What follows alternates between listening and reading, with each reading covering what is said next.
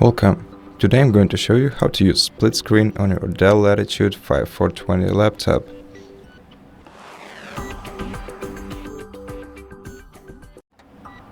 To do that, let's open multiple windows. For example, I'll be using Outlook, File Explorer and Windows Edge.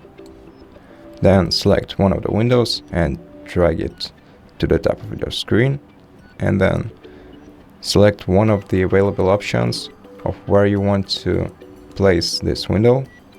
For example, let's say we want to equally split the screen between Outlook and Windows Edge, and then we can as well change the size of each window like this. If we want to put more than 2 windows on our screen and the maximum is 4, then we can select one of these two options. For example, let's put the Windows Edge to the left, the Outlook to the top right.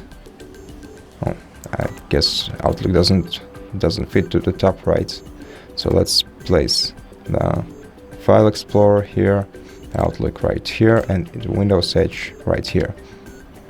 And we can also, just like we did before, we can also change the size of our windows.